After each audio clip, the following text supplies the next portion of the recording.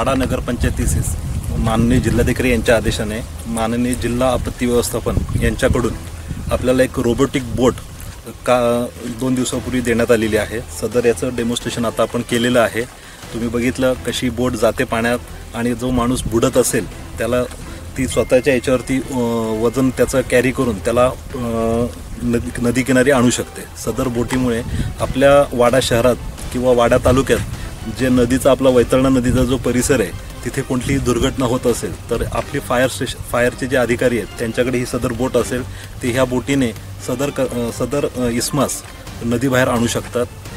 तसेच वाडा नगरपंचायतीने 1 जूनपासून आपत्ती व्यवस्थापन कक्ष कार्यालयात चालू केलेला आहे। तसेच 2 कक्ष आहेत। दुसरा कक्ष फायर ऑफिसर म्हणजे जिथे 24 तास आपले फायर ऑफिसर हजर असतील आणि आपल्या नगरपंचायत कार्यालयात सुद्धा आपले कर्मचारी आणि अधिकारी उपस्थित राहणार आहेत।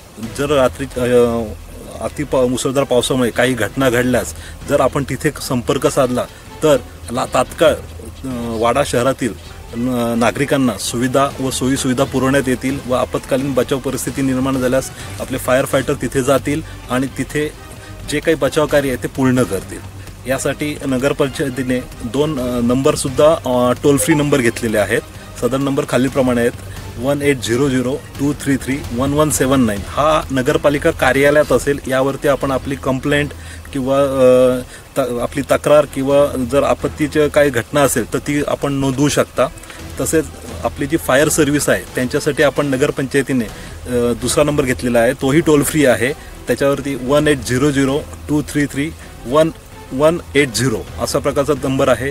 यावरती आपल्या इथे जर कुठली वाडा तालुक्यात कुठली जर घटना घडली असेल तर त्यावरही आपण संपर्क साधू शकता। सर याला ऑपरेटिंगसाठी म्हणजे ऑपरेटिंग करायची ती बोट आपण म्हणजे किनाऱ्यावर ऑपरेट करू शकतो काही? हो सर, ही पूर्णपणे रोबोटिक बोट आहे।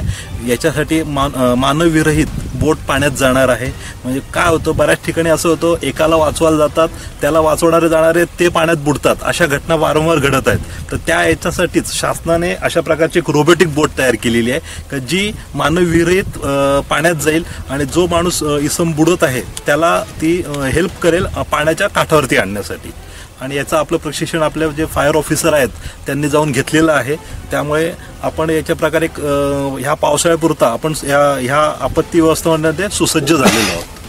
तसेच माननीय तहसीलदार यांनी आपल्याला त्यांच्याकडे जेवढं पण आपत्ती व्यवस्थापनाचं जे साहित्य होतं ते वाडा नगरपंचायतीला पुरवलेलं आहे। कारण ज्या काही महत्त्वाच्या घटना घडतात त्या वाडा नगरपंचायतच्या हद्दीच्या आसपासच घडतात।